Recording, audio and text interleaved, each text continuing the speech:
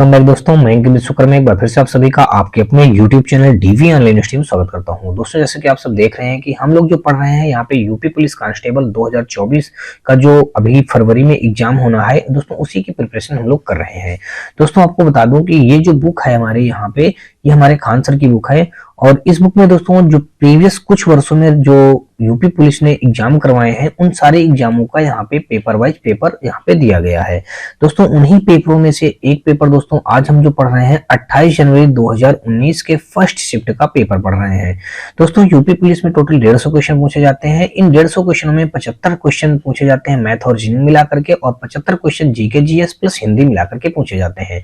दोस्तों 28 जनवरी 2019 के first shift का पेपर जो हमारा जीके जीएस और हिंदी से रिलेटेड था, उन सारे 75 क्वेश्चनों को हम लोग इसके पहले वीडियो में पढ़ चुके हैं और आज दोस्तों जो पढ़ने जा रहे हैं हम लोग दोस्तों उसी पेपर का आज हम लोग मैथ और रीजनिंग पढ़ेंगे। दोस्तों अगर आपको ये वीडियो और सीरीज हमारी पसंद आए तो आप हमारे वीडियो को लाइक करिएगा, अपने दोस्तों ज्यादा से ज्यादा शेयर करिएगा और दोस्तों यदि आप चैनल पे पहली बार आए हैं तो चैनल को सब्सक्राइब कर बेल घंटी जरूर दबा लीजिएगा। और दोस्तों आपको बता दूं कि आपको हमारे इसी वीडियो के डिस्क्रिप्शन में हमारे व्हाट्सएप चैनल, टेलीग्राम चैनल और व्हाट्सएप ग्रुप का लिंक मिल जाएगा जहां से आप लोग आसानी से जुड़ सकते हैं। दोस्तों ग्रुप में जुड़ने से बेनिफिट आपको इस बात को होगा, इन सारे क्वेश्चनों का पीडीएफ आपको वहां पे प्रोवाइड कर दिया जाता है और दोस्तों साथ में यदि आपका किसी प्रकार का कोई डाउट या डाउट बच रहा हो तो उन क्वेश्चनों को वहां पे भेज करके उसका सोल्यूशन भी प्राप्त कर सकते हैं। और दोस्तों यदि आपका किसी प्रकार का कोई राय या सुझाव हो तो आप हमारे ग्रुप से जुड़ करके अपनी राय सुझाव दे सकते हैं या फिर दोस्तों आप हमारे कमेंट सेक्शन में जाकर के कमेंट करके आप हमें बता सकते हैं। तो चलिए दोस्तों हम लोग स्टार्ट करते हैं आज का अपना पहला क्वेश्चन। और पहला क्वेश्चन दोस्तों हमारा ये रहा। दोस्तों यहाँ पे हमारा पहला क्वेश्चन दिया गया, कहा गया कि एक वस्तु 25 रुपये में खरीदी गई, दुकानदार इसकी अंकित कीमत पर 12% छूट की अनुमति देता है और फिर भी 10% लाभ प्राप्त करता है। वस्तु की अंकित कीमत ज्ञात करें। दोस्तों जब इस प्रकार का क्वेश्चन आ जाए, अब यहाँ पे देख लीजिए कहा गया है कि एक वस्तु पर 25 रुपया, एक वस्तु रुपया 2500 में खरीदी गई, ये कहा गया है। ठीक है, जब 25 रुपये में खरीदी गई और दुकानदार इसकी अंकित कीमत पर 12% की छूट की अनुमति देता है और फिर भी 10% का लाभ प्राप्त करता है। अब दोस्तों ये जो लाभ प्राप्त करता है कितना, 10% का, और कितने, 25 रुपए की खरीदी गई वस्तु पे, तो यहाँ पे हो जाएगा हमारा ये 2500 रुपया लिख लेंगे, इसमें 10% का वो लाभ प्राप्त करता है इसलिए 110 अपान का 100 हो जाएगा। इक्वल करेंगे दोस्तों यहाँ पे, अब हमको क्या करना है, उसका अंकित कीमत ज्ञात करें। यानी कि अंकित कीमत दोस्तों क्या होता है, एमआरपी मूल्य। एमआरपी मूल्य हमको ज्ञात करना है और उसमें छूट कितना देता है दोस्तों, कहा है ना इसकी अंकित कीमत पर, यानी कि एमआरपी मूल्य पर, हमने एमआरपी को एमआरपी ही लिख लिया। अब इसने कहा कि अंकित मूल्य पर 12% की छूट देता है। जब 12% की छूट देगा दोस्तों तो 88 बचेगा हमारा, 88%, तो 88% अपान का ये हमारा 100 बन जाएगा। अब अगर इसको सॉल्व कर दिया जाए दोस्तों तो देख लीजिएगा ये 00 से ये 00 हमारे कैंसिल हो गए और उसके बाद अगर देखें तो ये 11 से हमारा यहाँ पे 10 बचेगा और 11 से ये 8 बार में कट जाएगा, 11 8 88 हो जाएगा। अब अगर और भी देखा जाए दोस्तों तो ऐसा करते हैं, अब ये 25 में 10 का जब मल्टीप्लाई हो जाएगा तो ये बन जाएगा हमारा 250 हो जाएगा और ये बन जाएगा हमारा 8 MRP अपान का दोस्तों ये हो जाएगा 100। क्रॉस मल्टीप्लाई करेंगे तो यहाँ पे आ जाएगा 8 MRP अपान का ये हो जाएगा 250 तो ऑलरेडी है ये, और 00 ये 100 के और लग जाएंगे। दोस्तों एमआरपी हमको निकालना था इसलिए एमआरपी बराबर करेंगे तो 8 का भाग जो हम 25,000 में देंगे तो 8 त्रिक 24 हो जाएगा दोस्तों, बचा हमारा 1 10 हो गया, 8 एकन्नम 8 हो जाएगा, बचा 2 20 हो गया, 8 दूना 16, बचा 4 40 हो गया, 8 पन 40। तो उसका एमआरपी कितना है दोस्तों, 3125 रुपए है। यानी कि ऐसा ऑप्शन हमारा 3125 ए ऑप्शन पे मौजूद है, इसलिए दोस्तों हमारा 39 का देखा जाएगा तो ए के साथ ये क्वेश्चन क्या हो जाएगा, बिल्कुल राइट हो जाएगा। अगला क्वेश्चन हम लोग देखेंगे 40 नंबर क्वेश्चन, और 40 नंबर क्वेश्चन में कहा है कि 4% प्रतिवर्ष की साधारण ब्याज प्रणाली के तहत कितने वर्ष में रुपया 1500 दोगुने हो जाएंगे। अब यहाँ पे देखिए ध्यान से बात ये कही गई है, अच्छा क्वेश्चन है। कहा गया कि 4% प्रतिवर्ष की साधारण ब्याज प्रणाली के तहत कितने वर्ष में रुपया 1500 दोगुने हो जाएंगे। अगर हम अपने अकॉर्डिंग हल करते हैं दोस्तों, मान लेते हैं कोई धन रहा होगा 100 रुपया, कितना रहा होगा 100 रुपया, ये हमारा कोई धन था। अब इसको हमको देखना है कि ये 4% की दर से, कितने की दर से दोस्तों, 4% की ये दर से कितने वर्षों में ये दोगुना हो जाएगा, यानी 100 से कितना हो जाएगा, 200 रुपया हो जाएगा। अब दोस्तों जब 100 से हमारा 200 कितने वर्षों में हो जाएगा, 4% की दर से कितने वर्ष में, यहाँ पे देखेंगे अगर ये 100 और 200 कितना बढ़ गया हमारा, यहाँ पे 100 ही बढ़ा। तो अब हमको वर्ष निकालना है, इसलिए दोस्तों क्या करेंगे, ये 100 अपान का 4% जो है इसका भाग दे देंगे, तो हमको निकल आएगा कितने वर्ष में, तो 4×25 हम होता है दोस्तों 100, तो हमारा कुल मिलाकर निकल करके आ गए यहाँ पे 25 वर्ष। इस क्वेश्चन का क्या बन जाएगा, राइट आंसर बन जाएगा ऑप्शन हमारा सी में ये क्वेश्चन क्या है, बिल्कुल मौजूद है। बिल्कुल नॉर्मल क्वेश्चन है दोस्तों, और ऐसे क्वेश्चनों को हम ऐसे चुटकियों में इनको कर सकते हैं। चलिए अगला क्वेश्चन देखते हैं। 40 के बाद दोस्तों हम लोग 41 नंबर, और 41 नंबर क्वेश्चन हमारा यहाँ पे दिया गया है, कहा गया है कि रुपया 1000 2 वर्ष में रुपया 1144 रुपया 9 पैसा हो जाता है, 9 नहीं इसको 90 पैसे बोलेंगे, 1144 रुपया 90 पैसे हो जाते हैं। मूलधन पर सालाना किस दर से चक्रवृद्धि ब्याज लगाया गया है। अब दोस्तों यहाँ पे चक्रवृद्धि ब्याज की बात कही गई है, ठीक है ना, और यहाँ पे 2 वर्ष बाद बताया गया है। जब कभी भी ऐसा बताता है दोस्तों, हम जानते हैं 2 वर्ष के लिए टेबल क्या होती है। अब आपको मैंने इसको विस्तार से चैप्टर वाइज उसमें जो पढ़ाया उसमें बता के रखा है, आप लोग देख लीजिएगा। ये 2 वर्ष की टेबल हम इस प्रकार बनाएंगे। अब यहाँ पे देखिएगा ध्यान से, 1000 रुपया है, 2 साल बाद वो 1144 रुपया 90 पैसा हो जाता है। तो यानी कि 1144 रुपया 90 पैसा से अगर हम 1000 को माइनस कर देंगे तो यहाँ पे दोस्तों हमारा कितना आ जाएगा, ये आ जाएगा हमारा 144 रुपया 90 पैसा, ये आ जाएगा। ठीक है, इतना तो हमारा ये क्या हुआ, ये हमारा ब्याज हुआ। क्या हुआ दोस्तों, ये ब्याज हुआ। अब इसी ब्याज को, ये जो हमारा आता है इस लाइन, जैसे हमने 2 वर्ष का टेबल बनाया है, इसी ब्याज को इसमें हम 144 रुपया 90 पैसा को यहाँ पे बराबर बराबर डिवाइड कर देंगे। जब दोस्तों बराबर बराबर डिवाइड करेंगे तो यहाँ पे अगर हम 70 कर दे, और यहाँ पे भी हमने 70 कर दिया, और यहाँ पे हमारा कितना 70 70 140, अब बचेगा 4.9 बचेगा, ये कर दिया। अब दोस्तों क्या करेंगे, यहाँ पे अब हमको इसका क्या निकालना है, चक्रवृद्धि ब्याज निकालना है। ब्याज अगर हम निकालेंगे तो मान लीजिए हमारा मूलधन कितना रहा है, यहां से ध्यान से देखिएगा, मूलधन हमारा रहा होगा 1000 रुपया, मूलधन ये है, तो ये 1000 रुपया हमारा मूलधन हो गया, गुणे दर हमको नहीं पता है, समय 1 वर्ष रखा जाएगा, अपान का हो जाएगा 100, और हमारा यहाँ पे ये ब्याज कितना दिया गया, ये जो 70 दिया गया है ये पहले वर्ष का ब्याज है। अब अगर इसको हल करें तो ये 2 जीरो से ये 2 जीरो हमारे कैंसिल हो जाएंगे, ये 1 जीरो से ये 1 जीरो भी कैंसिल हो जाएगा, तो हमारा ब्याज की दर कितनी परसेंट आ गई, 7% आ गया है दोस्तों। कितना आ गया हमारा, 7%। यही हमारे इस क्वेश्चन का क्या बन जाएगा, राइट आंसर, यानी कि ऑप्शन नंबर देखें तो 41 का बी के साथ ये क्वेश्चन क्या हो जाएगा, बिल्कुल राइट हो जाएगा। अब अगर दोस्तों हमको देखना है कि ये जो वैल्यू हमने यहाँ पे ऐसे पुट किया कि अब वास्तव में हमने जो वैल्यू पुट किया सही पुट किया है या गलत पुट किया है, तो अब अगर दोस्तों इस 70 का 7% निकालें तो देखिए 4.9 आ रहा है कि नहीं आ रहा। अगर हम करके देख लेते हैं, चलिए इधर 70 का अब हम कितना 7% निकालेंगे पहले 1 वर्ष के लिए, अपान का 100। दोस्तों ये जीरो से जीरो कट गया, और इसको अगर हल करेंगे तो 7 7 49 आ जाएगा, नीचे 1 जीरो ऑलरेडी बना है, तो इसको हम लिख सकते हैं 4.9। दोस्तों देख लीजिएगा, 70 का जब हम 7% निकालेंगे तो हमारा 4.9 आ रहा है। इसका मतलब दोस्तों हमारा कहीं ना कहीं ये बी ऑप्शन क्या है, बिल्कुल इस क्वेश्चन का राइट आंसर है, और हमने जो ये वैल्यू पुटअप किया है ये भी बिल्कुल सही पुटअप किया है, यानी कि ये बिल्कुल हमारा समझ में, आपको होप सो दोस्तों आपको समझ में क्वेश्चन आ गया होगा। दोस्तों अगर आपको किसी भी प्रकार का इस क्वेश्चनों में दिक्कत आ रही हो तो आप एक बार क्वेश्चन को रिपीट करके देखें, फिर भी अगर प्रॉब्लम आ रही हो तो आप मुझे कमेंट सेक्शन में कमेंट करके जरूर बताएं। दोस्तों आपको बता दूं कि ये सारे क्वेश्चन जो मैं इस टाइप से हल कर रहा हूँ, इनका मैंने आपको चैप्टर वाइज चैप्टर वीडियो बना के रखी है, वहां से आप लोग प्लेलिस्ट बनी हुई है, वहां से जाके आप लोग देख सकते हैं। चलिए दोस्तों अगला क्वेश्चन देखते हैं। 41 के बाद हम लोग 42 नंबर क्वेश्चन, और 42 नंबर क्वेश्चन हमारा ये रहा। 42 नंबर क्वेश्चन में कहा गया है कि ए, बी और सी के बीच रुपया 1152 रुपया का नुकसान 7:8:9 के अनुपात में विभाजित होना चाहिए, तो ए का हिस्सा क्या है। अब दोस्तों देखिए, ए का 7, 8 और 9 के अनुपात में इस हिस्से को विभाजित करना है, ए का हिस्सा हमको बताना है। तो टोटल अगर इनको हम जोड़ेंगे तो 9, 8 कितना हो जाएगा, 17 हो जाएगा, 17 3 हमारा हो जाएगा 20, 4 24 हो जाएगा, तो ये 24 बराबर आ जाएगा हमारा 1152 हो जाएगा। यहां से हम अगर 1 बराबर निकालेंगे दोस्तों तो यहाँ पे आ जाएगा 1152 अपान का, इसको हम ले सकते हैं 24। 6 के टेबल से अगर इसको हम कट करें या 12 के टेबल से कट करें, यहाँ 12 से कट कर देते हैं, 12 दूना 24 हो जाएगा और 12 12 अट्ठे 96, 12 नौइया दोस्तों हो जाएगा हमारा 108। कितना हो जाएगा? 12 नौइया 108, बचा हमारा कितना 7, 5 2 7 बचा, अब 72 हो गया, 12 छंग 72। दोस्तों इसको कट करेंगे तो 2 चौको 8, 2 8 16, 48 आ गया। फाइनली हमारा जो 1 बराबर आ गया, यहाँ से 1 बराबर 48 आ गया। अब यहाँ से हमको ए का निकालना है। दोस्तों देख लीजिए, यहाँ से ये जो ए दिया गया है, ये ए का वैल्यू कितना दे रखा है, ये ए का वैल्यू यहाँ से दे रखा है हमारा 7। ए की वैल्यू कितनी दे रखी है दोस्तों? 7।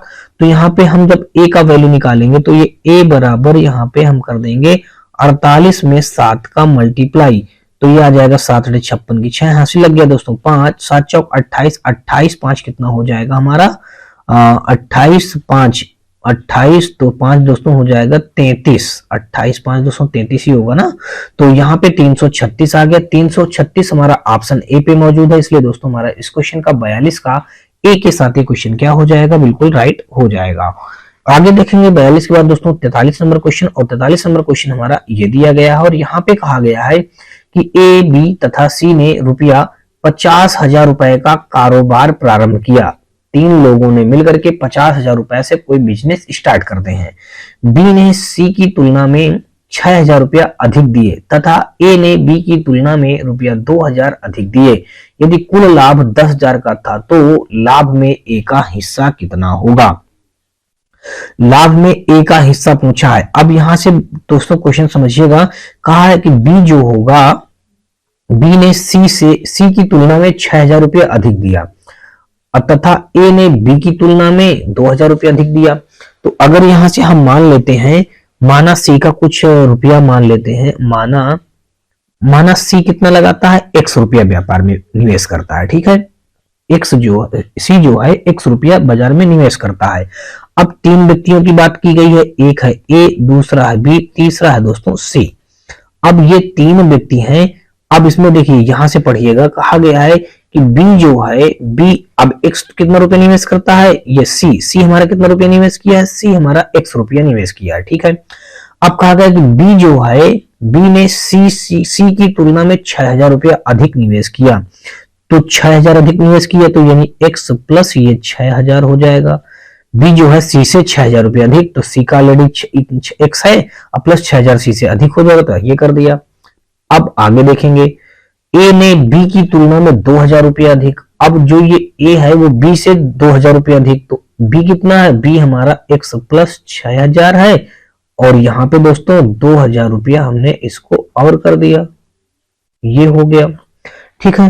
अब अगर इसको हल करेंगे तो यहां से आ जाएगा 6 2 8, ये बन जाएगा हमारा x प्लस 8,000। ये तो आ गया हमारा ए का। अब बी का वैल्यू देखेंगे तो ये आ जाएगा x प्लस 6,000, और इसका देखेंगे तो ये आ जाएगा हमारा x। दोस्तों इतनी सी बात आपको समझ में आ चुकी होगी, ठीक है। आगे देखेंगे, अब इतनी सी जब बात समझ में आपको आ चुकी होगी तो यहाँ पे अब इसको अगर हम हल करके इसका वैल्यू निकालते हैं। अब यहाँ पे बताया गया कि एबीसी ने टोटल कितना पूंजी लगाया था व्यापार में? 50,000 पूंजी लगाया था। तो अगर इन सबको हम ऐड करके 50,000 के इक्वल कर दें, ठीक है, करके देखते हैं। तो इसको हम करेंगे x प्लस ये 8,000 प्लस दोस्तों x प्लस 6,000, और उसके बाद दोस्तों प्लस का हमारा x बराबर हो जाएगा हमारा 50,000।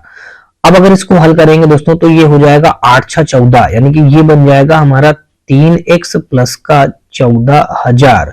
अब बराबर दोस्तों हमारा ये 50,000। दोस्तों 3x बराबर ये 14,000 जब 50,000 से घटेगा करके दोस्तों इधर आ जाएगा हमारा 36,000। x बराबर हल करेंगे तो यहाँ पे आ जाएगा हमारा 12,000। तो x की वैल्यू दोस्तों कितनी आ गई? 12,000। अब इसने ये कहा है कि यदि कुल लाभ रुपया 10,000 था तो लाभ में ए का हिस्सा कितना है? अब ए का हिस्सा पूछा गया है, तो यहां से हमने ये जो निकाल लिया है दोस्तों, ये तो सबकी वैल्यू निकाल लिया, ए का हिस्सा हमको बताना है, ठीक है। अब देख लीजिएगा, अब ये तो हो गया हमारा x जो है, ये आ गया हमारा c का वैल्यू निकल आया। अब अगर यहां से हम b का वैल्यू निकालें तो जब x का वैल्यू 12,000 है तो b का वैल्यू कितना हो जाएगा? 12,000 ये, अब प्लस 6,000 ये अधिक था, तो 12 6 18,000 हो जाएगा। हमने ये 18,000 पुट कर दिया, यहां से निकल के आ गया दोस्तों हमारा b। तो अब निकालेंगे ए का वैल्यू। ए का वैल्यू कितना हो जाएगा? ये 18 में 2000 और जोड़ देंगे तो ये बन जाएगा हमारा ए का वैल्यू 18 दो 20,000 बन जाएगा। ये आ गया हमारा ए का वैल्यू। यहां से दोस्तों हमने ए बी सी की तीनों वैल्यू निकाल लिया है। अब अगर ए बी सी का अनुपात निकालें तो ए अनुपात बी अनुपात सी, यहां से देखेंगे ए के हमारे देखिए 3 जीरो कट गए, बी के और सी के, तो ए का वैल्यू कितना यहाँ पे बचा हमारा, ए का वैल्यू 20 बचा, सी का वैल्यू हमारा दोस्तों यहाँ पे कितना बचेगा 18 बचेगा, और बी का वैल्यू 18 बचेगा और सी का वैल्यू हमारा 12 बचेगा। अगर इसको हम कट करेंगे तो ये आ जाएगा हमारा 2 छंग 12, 2 नहीं 18 और 2 छंग 12, यानी कि 2 दहम 20, यानी कि 12 नहीं दोस्तों, ये हमारा 20 है ना, तो यहाँ पे 10 आ जाएगा। तो फाइनली जो हमने यहाँ से देख लीजिएगा, हमने जो वैल्यू निकाला ये ए अनुपात बी अनुपात सी का जो वैल्यू निकाल लिया हमने 10 अनुपात 9 अनुपात 6 निकाल लिया।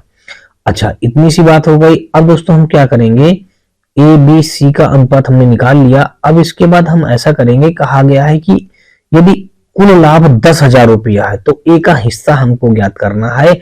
टोटल 10 9 19 6 25, तो ये 25 बराबर आ जाएगा हमारा 10,000 के, तो ये एक बराबर आ जाएगा हमारा 400 के। जब एक बराबर हमारा 400 के, तो दोस्तों यहाँ पे हमारा किसके बराबर निकालना, जब एक बराबर हमारा 400 के, तो वैल्यू निकालना है हमको ए का।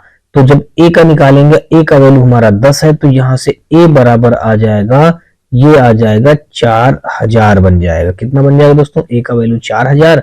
यही हमारे इस क्वेश्चन का क्या बन जाएगा, राइट आंसर। ऑप्शन नंबर यहाँ पे दोस्तों नहीं हमारे लिखे हैं, तो आप समझ लीजिएगा कि ए का हिस्सा कितना आ जाएगा हमारा 4000 आ जाएगा। होप सो दोस्तों आपको क्वेश्चन अच्छी तरीके से समझ में आया होगा। दोस्तों अगर आपको वीडियो और हमारी पसंद आ रही है तो आप हमारे वीडियो को लाइक करिएगा, अपने दोस्तों में ज्यादा से ज्यादा शेयर करिएगा, और दोस्तों यदि आप चैनल पे पहली बार आए हो तो चैनल को सब्सक्राइब कर बेल घंटी जरूर दबा लीजिएगा। चलिए दोस्तों हम लोग अगला क्वेश्चन देखते हैं। 43 के बाद दोस्तों हम लोग 44 नंबर देखेंगे, और 44 नंबर क्वेश्चन हमारा ये रहा। 44 नंबर क्वेश्चन में कहा गया कि एक पंसारी की 4 महीने में क्रमशः रुपया 2000 और 2500 रुपया, 3250 और 4250 की बिक्री होती है। रुपया 3500 की औसत बिक्री प्राप्त करने के लिए 5वें महीने में उनकी बिक्री कितनी होना चाहिए। कितना अच्छा क्वेश्चन है दोस्तों। 5वें महीने में अगर हम उसकी कुल औसत बिक्री निकालें तो ये देख लीजिए कि यहाँ पे कहा है कि रुपया 3500 की औसत बिक्री प्राप्त करने के लिए 5वें महीने में उनकी बिक्री को कितना होना चाहिए। तो अगर हम लिख लेते हैं 5 महीने की कुल औसत बिक्री अगर हम निकालें, यहाँ पे हम लिख लेते हैं दोस्तों 5 महीने की कुल औसत बिक्री अगर हम निकालें तो ये दोस्तों कितनी आ जाएगी हमारी, ये आ जाएगा 3500 मल्टीप्लाई दोस्तों 5 दिन दोस्तों हमारा कितना आ जाएगा, ये 500 500 5 5 25 हासिल लगा 2 5 3 15 2 17,500 आ जाएगा। कितना आ जाएगा दोस्तों हमारा 17,500। अब दोस्तों यहाँ पे इसने 4 महीने की बिक्री बता के रखी है। अगर इन चारों महीने की बिक्री का योग हम निकालें, यहां से हम लिख लेते हैं 4 महीने की बिक्री का योग। अब 4 महीने की बिक्री का योग दोस्तों देख लीजिए, पहले महीने में 2000 है, हमने ये 2000 लिख लिया। दूसरे महीने में 2500 में 2500 लिख लिया। तीसरे महीने में 3250 लिख लिया। अगले महीने में 4250 हमने 4250 लिख लिया। अब दोस्तों क्या करेंगे, अब इनको सबको हम ऐड करेंगे। जब दोस्तों इनको सबको हम ऐड करेंगे तो टोटल ये हमारा आ जाएगा कितना, 12,000 आ जाएगा। कितना आ जाएगा दोस्तों, 12,000 आ जाएगा। अब 5वें महीने की बिक्री हमको ज्ञात करनी है। टोटल 4 महीने का योग इतना है, 5 महीने का योग इतना होना चाहिए। तो हम क्या करेंगे, अब यहां से हम लिख लेंगे 5वें महीने की बिक्री। तो यहाँ पे हमने लिख दिया 5वें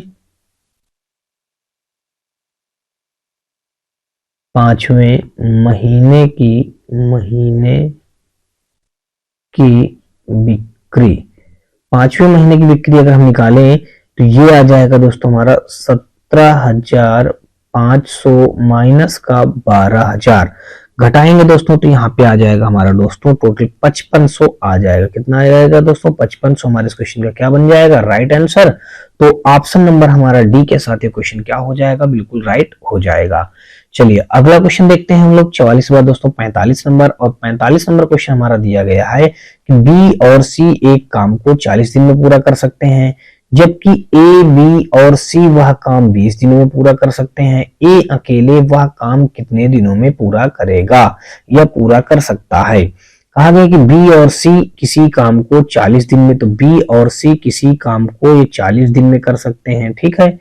जबकि ए, बी और सी, मान लीजिए कि ए, बी और सी उसी काम को कितने दिनों में करते हैं? 20 दिनों में करते हैं। ए अकेला वह काम कितने दिनों में करेगा? अब दोस्तों अगर हम टोटल वर्क निकालेंगे 40 और 20 का एलसीएम करेंगे तो हमारा 40 ही एलसीएम आएगा। 40 का भाग 40 में कर देंगे तो यहाँ पे इन दोनों की क्षमता 1 आ जाएगी। 20 का भाग जब 40 में करेंगे तो यहाँ पे क्षमता 2 आ जाएगी। दोस्तों आपको पता है कि इन दोनों की क्षमता कितनी हमारी यहाँ से हमने निकाला है? 1 निकाला है इन दोनों की, बी प्लस सी की 1। तो इसका मतलब ये ए की अकेले क्षमता कितनी होगी? 1 होगी, तभी तो दोनों 1 मिलकर 2 हो जाएगा टोटल। अब इसमें यही कहा है कि ए अकेले वह काम कितने दिनों में करेगा। ये टोटल वर्क है, ये क्या निकल के हमारा आ गया है? ये है टोटल वर्क है। अब ये जो टोटल वर्क आया है तो अब हमको ए का निकालना है। ए की क्षमता हमारी दोस्तों यहाँ से कितनी है? ये 1 है। अब बी प्लस सी की 1 है, तभी तो 1 मिलकर टोटल 2 हो जाएगी क्षमता। अब हमको टोटल काम 40 करना है। ए एक दिन में कितना काम करता है? 1 काम कर लेता है अकेले। तो जब 1 की स्पीड से एक दिन में टोटल 40 काम करना है, जब ए हमारा एक दिन में 1 काम करेगा तो 40 दिन में 40 काम खत्म कर पाएगा। इसलिए दोस्तों ये जो इसका वैल्यू आ जाएगा, ए अकेले वह काम 40 दिन में पूरा करेगा, यानी कि ऑप्शन हमारा सी वो डी के साथ ये क्वेश्चन क्या हो जाएगा? बिल्कुल राइट हो जाएगा।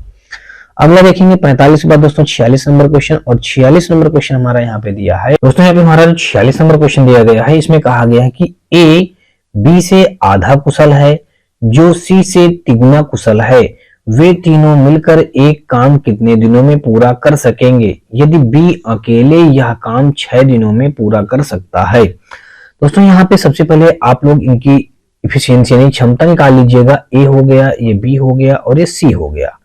अब सबसे पहले कहा कि ए जो होगा वो बी से आधा कुशल है, यानी कि जितना भी बी काम, जितने बी की क्षमता होगी उसके आधा ए काम कर सकता होगा, ठीक है। जैसे बी एक दिन में 2 काम करता होगा तो ए आधा काम करेगा, 1 काम करेगा, ये इसके कहने का मतलब है। जो सी से तिगुना कुशल है, यानी कि जो बी है, बी वाला सी से 3 गुना कुशल रहेगा, तो वे तीनों मिलकर एक काम कितने दिनों में पूरा कर सकेंगे यदि बी अकेले यह काम 6 दिनों में पूरा कर सकते हैं या कर सकता है। तो यहाँ पे देख लीजिएगा, अगर हम इसकी वैल्यू मान ले 2, तो अब ये कहा ना ए बी से आधा कुशल है, जो सी से 3 गुना कुशल है। अब जो ये जो शब्द लगा ना, जो सी से 3 गुना है, अब जो मतलब ये हुआ कि मतलब बी जो है वो सी से 3 गुना है, बी जो है सी से 3 गुना है, यानी कि 2 3 6 हो जाएगा। अब ए जो है, ए वाला जो काम करेगा बी से आधा काम करेगा, अर्थात 3 काम करेगा। ये इनकी बन गई इफिशियंसी। अब आगे क्या कहा है? कहा है कि यदि बी अकेले यह काम 6 दिनों में पूरा कर सकता है, यानी कि बी अकेले काम, मान लीजिएगा एक दिन में बी की क्षमता कितनी है? 6 काम करने की। अब बी यह काम 6 दिनों में पूरा कर डालेगा। तो जब बी एक दिन में 6 काम करता है, यहां से बी एक दिन में 6 काम करता है, तो 6 दिन में टोटल कितने काम करेगा? 36 काम करेगा। तो यहां से अगर हम निकालें टोटल वर्क, क्या निकालें दोस्तों? Total work. टोटल वर्क हमारा हो जाएगा ये 6 × 6, तो टोटल कितना वर्क आ गया हमारा? 36। अब टोटल वर्क हमारे पास 36 है। अब इसने कहा है कि वे तीनों मिलकर एक काम कितने दिनों में पूरा कर सकेंगे, एक काम कितने दिनों में पूरा कर सकेंगे। तीनों मिल करके हमारे पास टोटल 36 काम है। अगर तीनों मिल जाए ए बी और ये सी, टोटल इस 36 काम को किस क्षमता से करेंगे? 6 3 9 2 11, टोटल 11 की स्पीड से काम एक दिन में होगा। यानी ए एक दिन में 3 काम करेगा, बी एक दिन में 6 काम करेगा, सी एक दिन में 2 काम करेगा। टोटल एक दिन में कितने काम होंगे? 6 3 9 2 11 काम एक दिन में खत्म होगा। टोटल हमारे पास काम कितना है? 36। तो अब ये 36 टोटल काम है, एक दिन में 11 काम कंप्लीट होगा, तो टोटल दोस्तों कितना आ जाएगा? यहाँ से देख लीजिए, भाग दे दीजिए, 11 3 33 हो जाएगा, बचा 3, फिर हमारा 11 33, 33 3 दोस्तों हो गया हमारा 36, फिर बचा हो गया 30, दशमलव लगा दिया तो 11 दूनी 22, बचा 8 हो गया 80, 11 सत्ते 77, यानी कि टोटल 3.27 दिनों में ये काम पूरा कर लेंगे वो तीनों मिलकर के। यानी कि ऑप्शन नंबर देखा जाए तो यहाँ पे हमारा बी के साथ ये क्वेश्चन क्या हो जाएगा, बिल्कुल राइट हो जाएगा। अगला देखेंगे 47 नंबर, और 47 नंबर क्वेश्चन पे दिया गया है कि एक्स ने 8 घंटे में 75 किलोमीटर की दूरी तय की। उन्होंने आंशिक रूप से पैदल 5 किलोमीटर घंटा की गति से और आंशिक रूप से साइकिल पर 12 किलोमीटर घंटा की गति से यात्रा की। एक्स द्वारा पैदल तय की गई दूरी ज्ञात कीजिए। ये यहाँ पे क्वेश्चन का मतलब है। अगर यहां से हम इस क्वेश्चन को हल करें, यहाँ पे कहा है एक्स ने 8 घंटे में टोटल 75 किलोमीटर की दूरी तय कर लेता है। एक्स मान लीजिए कोई व्यक्ति है, उसका नाम एक्स है, वो टोटल 8 घंटे में कितनी दूरी तय करता है, 75 किलोमीटर की दूरी तय करता है। अब आगे उसमें ये बात बता दी गई है कि वो जो 75 किलोमीटर की दूरी एक्स ने तय किया है, उसमें से उसने 5 किलोमीटर प्रति घंटे की स्पीड से पैदल चल करके तय किया है कुछ दूरी, और कुछ दूरी उसने 12 किलोमीटर प्रति घंटा की दर से साइकिल चला के तय किया है। तो हमको ये बताना है कि वो पैदल कितनी दूरी चला है, मतलब पैदल कितने किलोमीटर चल के चला है, बाकी वो साइकिल से चला होगा। तो अगर यहाँ पे हम ऐसा कर लेते हैं, माना पी घंटा एक्स पैदल चला, पी घंटे में एक्स किलोमीटर पैदल चला, ठीक है।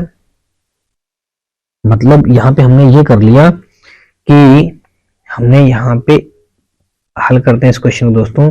हमने ये मान लिया, माना पी घंटा समय लगा, इसने ही कहा ना एक्स द्वारा पैदल तय की गई दूरी, माना एक्स जो है वो पी घंटा पैदल चला है और दूरी कितनी तय किया है, मान लेते हैं एक्स किलोमीटर चला। एक्स किलोमीटर क्या हुआ, चला। क्या चला, मतलब चला पैदल, पैदल भी आगे लिख देते हैं, ठीक है। ये इतनी बात हो गई। अब आगे देखें तो यहां से अगर हम निकालें तो हम जानते हैं फॉर्मूला, देख लीजिए दोस्तों, हम जानते हैं चाल बराबर होता है सूत्र हमारा दूरी बटे, चाल बराबर दूरी बटे समय, ये सूत्र होता है, ठीक है। इसी सूत्र से क्वेश्चन हमारा सॉल्व होगा। यहाँ पे कहा है कि वह 5 किलोमीटर घंटा की गति से चलता है, 5 किलोमीटर घंटा से। दोस्तों ध्यान से देखिए, अब यहाँ पे चाल उसने क्या बता दी गई, पैदल वाला हम हल करने जा रहे हैं, तो पैदल टोटल कितना दूरी चला ये हमको निकालना है। तो यहाँ पे 5 किलोमीटर घंटा क्या दिया है, चाल, तो यहाँ पे हम इस जगह पर रख देंगे 5, दूरी मान लेते हैं ये हमारा कितना दिया है x, और समय कितना हमने माना p घंटा, तो यहाँ पे हमने रख दिया p, तो 5p हो जाएगा, x बराबर 5p यहाँ से निकल के आ जाएगा, तो यहाँ पे हमने रख दिया 5p रख दिया, ठीक है दोस्तों। x बराबर ये 5p आ गया। अब दूसरा अगर हम निकालें, अगली दूरी निकालें, यहां से हमने क्या निकाल लिया, ये यहां से अगर निकालें तो x बराबर ये हमारा 5p आ गया, ये इतनी दूरी निकल के आ गई पैदल वाली। अब इसी प्रकार से अगर हम ये साइकिल वाली निकालें दूरी, साइकिल वाली आंशिक रूप से साइकिल 12 किलोमीटर घंटा की गति से, अब जो 12 किलोमीटर घंटा की गति से, तो देखिए चाल यहाँ पे साइकिल वाली निकालते हैं, चाल हमारा 12 दिया, हमने 12 रख दिया। अब डिस्टेंस जो यहाँ पे दी गई है, डिस्टेंस यहाँ पे हमारा जो ये कितना है हमारा, यहाँ पे x ही मान लेते हैं, यहाँ पे कुछ डिस्टेंस रही होगी,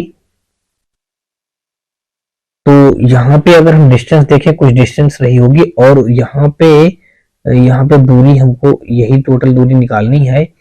तो यहाँ पे अब हमारा कितना हो जाएगा, ये p जो हो जाएगा, टोटल 8 घंटे लगते हैं, उसमें से p घंटा पहले ही चल चुका है, तो अब 8 से हम p को क्या कर दें, माइनस कर दें, 8 माइनस p घंटा लगेगा, तो ये दूरी जो हमारी निकल के आ जाएगी यहां से, ये 8 माइनस p इंटू 12 आ जाएगा।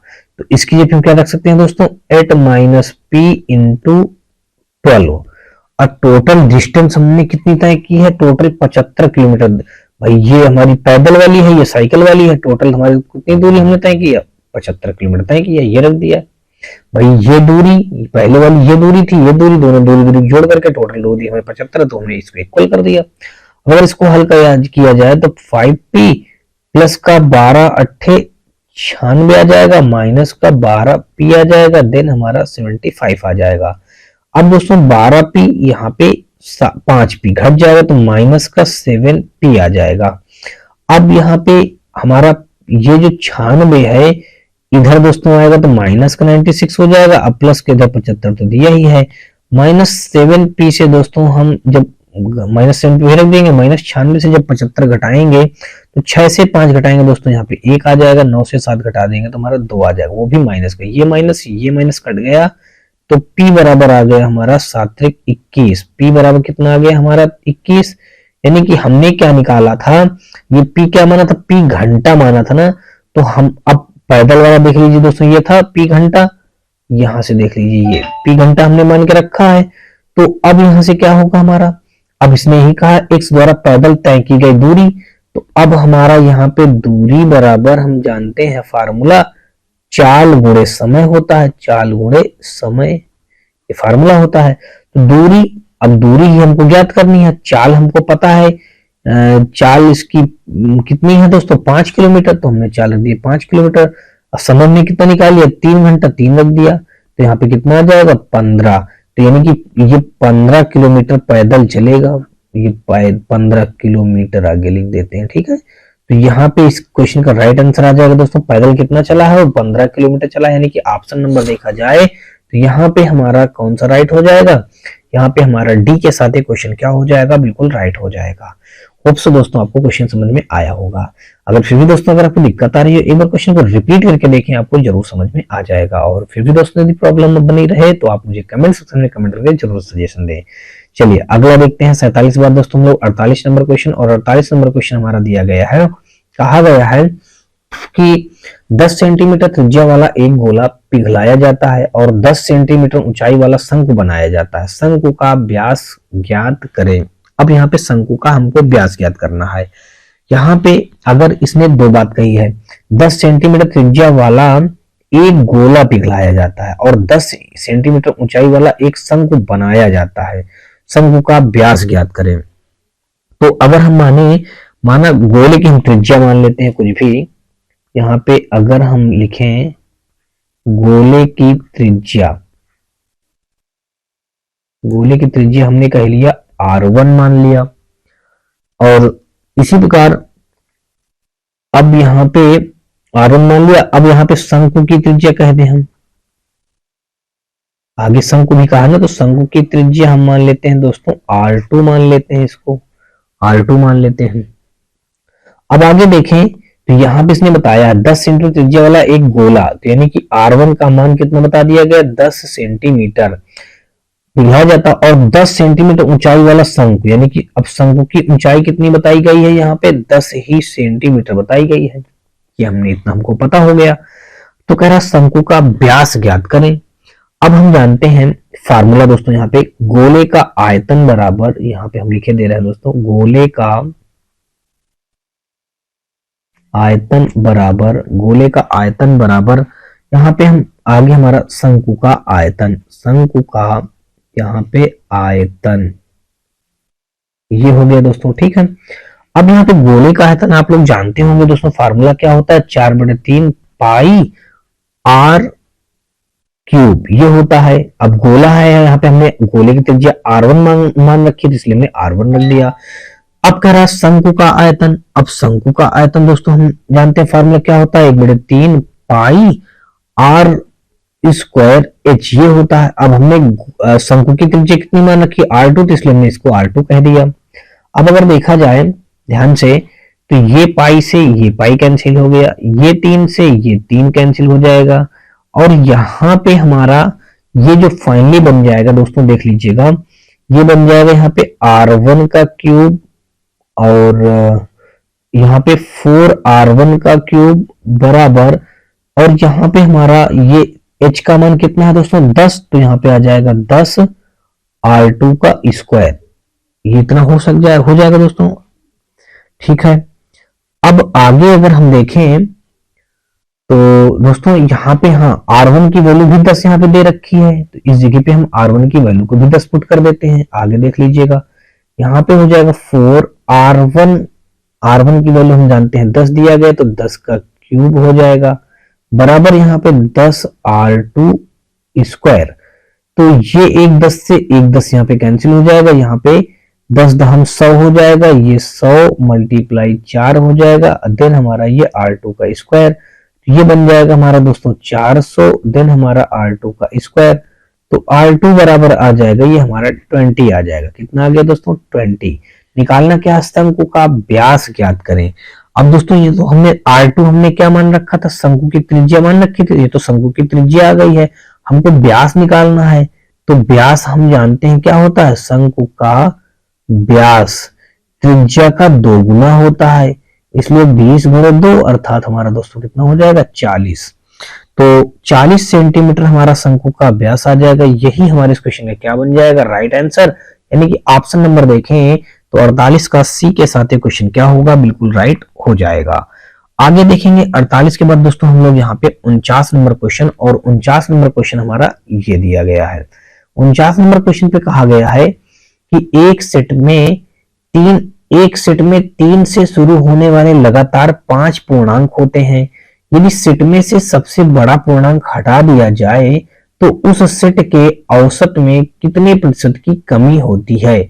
दोस्तों यहाँ पे 4 ऑप्शन दिए गए हैं, इन्हीं 4 ऑप्शनों में से एक हमारा कोई राइट होगा, वही हमको बताना है। देखते हैं दोस्तों इस क्वेश्चन को हल करते हैं। यहाँ पे कहा है कि एक सेट में से 3 से शुरू होने वाले लगातार 5 पूर्णांक होते हैं। 5 पूर्णांक होते हैं, तो अब अगर इन 5 पूर्णांकों का हम औसत ज्ञात करें तो देखिए यहाँ पे हम लोग देते हैं 5 पूर्णांकों का औसत, 5 पूर्णांकों का औसत। अब 3 से शुरू होने वाला बताया है ना, 3 से शुरू होने वाले लगातार 5 पूर्णांक, 3 हो जाएगा, 4 हो जाएगा, 5 हो जाएगा, 6 हो जाएगा, और यहाँ पे हमारा ये 7 हो जाएगा। अपान में कितना हो जाएगा दोस्तों हमारा टोटल, हम औसत निकालना है तो 5 हो जाएगा। जब अगर इसको सॉल्व करेंगे तो ये हो जाएगा 5 4 9 3 12 6 18, 18 2 20 5, 25/5 हो जाएगा। देन हमारा दोस्तों कितना आ जाएगा, इनका औसत 5 आ जाएगा। ठीक, अब इसमें आगे ये कहा गया यदि सेट में से सबसे बड़ा पूर्णांक हटा दिया जाए। अब सबसे बड़ा पूर्णांक हटाए जाने पर अगर देखें ये सबसे बड़ा पूर्णांक कौन सा हो जाएगा, 7 ही रहेगा। तो यहाँ पे हम लिख देते हैं सबसे बड़ा पूर्णांक हटाने पर, सबसे बड़ा पूर्णांक हटाने पर दोस्तों क्या हो जाएगा, हटाने पर अब बचेंगे 4 पूर्णांक बचेंगे। जो पहले 5 पूर्णांक थे अब 4 पूर्णांक बचेंगे, तो हम लिख देंगे 4 पूर्णांकों का औसत। 4 पूर्णांकों का औसत दोस्तों क्या क्या बचेगा, 3 बचेगा, 4 बचेगा, 5 बचेगा और 6। सबसे बड़ा पूर्णांक हमारा 7 है, ये तो हट ही जाएगा, बटे कितना हो जाएगा हमारा 4। अगर इसको हल करें 6 5 11, 11 4 15 3 18 हो जाएगा, 18 बटे हो जाएगा 4। अब 18 बटे 4 को अगर हम हल करें तो ये आ जाएगा हमारा 4.5 आ जाएगा। कितना आ जाएगा दोस्तों हमारा 4.5 हो जाएगा। अब आगे कहा है हटा दिया जाए तो उस सेट के औसत में कितने प्रतिशत की कमी होगी। अब प्रतिशत की कमी, अब प्रतिशत कमी अगर हम निकालेंगे तो पहले हमारा 5 था, माइनस का 4.5 आया, अपान का हो जाएगा हमारा यहाँ पे अपान का 5 into 100 होगा। ये करना है यहाँ पे कमी में क्या करते हैं दोस्तों, हमको परसेंटेज कमी निकालना, टोटल हो जाएगा 5 इंटू हो जाएगा हमारा 100। तो यहाँ पे आ जाएगा दोस्तों कितना 0.5 अपान का 5 इंटू 100। 100 का जब 0.5 में मल्टीप्लाई करेंगे तो यह आ जाएगा 50, 50 बटे 5, देन हमारा दोस्तों आ जाएगा 10। यही इस क्वेश्चन का क्या हो जाएगा, राइट आंसर। यानी कि ऑप्शन नंबर अगर देखा जाए तो कमी हमारी 10% की होगी, यानी कि 49 का देखा जाए तो बी के साथ ये क्वेश्चन क्या हो जाएगा, बिल्कुल राइट हो जाएगा। अगला क्वेश्चन देखेंगे 50 नंबर, और 50 नंबर क्वेश्चन में हमारा दिया गया है, कहा गया है कि निम्नलिखित में से कौन सा न्यूनतम 2 पूर्णांकों का योग है जिसका गुणनफल 64 है। अब दोस्तों यहाँ पे इसने ये कहा है कि न्यूनतम 2 पूर्णांकों का योग है जिनका गुणनफल 64 है। दोनों पूर्णांक समान होंगे तो योग न्यूनतम प्राप्त होगा। अब चलिए देखते हैं। माना पूर्णांक हम कुछ भी पूर्णांक मान लेते हैं। माना पूर्णांक x है, माना पूर्णांक x है। कितना हमने पूर्णांक मान लिया? x। तो अब इसने क्या करना, निम्नलिखित में से कौन सा न्यूनतम दो पूर्णांकों का योग जिसका गुणनफल 64 है। अब जिसका गुणन, हमने एक पूर्णांक x मान लिया, अब कह रहा इनके गुणनफल का, इनका गुणनफल कितना है, जिनका गुणनफल 64 है, तो हम 64 कर दिया। अब अगर इनका गुणनफल 64 है तो यानी कि ये बन जाएगा एक्स स्क्वायर बराबर 64। देन दोस्तों हमारा ये x बराबर कितना आ जाएगा, हमारा 8 आ जाएगा। ये हमारा क्या हो जाएगा, 8। अब ये तो कहा है कि कौन सा न्यूनतम दो पूर्णांकों का योग।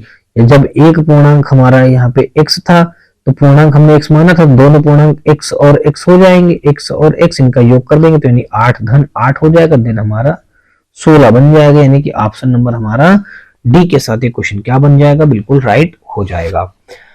दोस्तों यहाँ पे कहा है, फिर से समझ लीजिए, कहा है निम्नलिखित में से कौन सा न्यूनतम दो पूर्णांकों का योग जिसका गुणनफल 64 है। दो पूर्णांक, अब हमने कोई भी दो पूर्णांक मान लिया, x और x है। माना पूर्णांक x है, या लिख देंगे माना दो पूर्णांक x और x है। कहा दोनों पूर्णांकों का गुणनफल।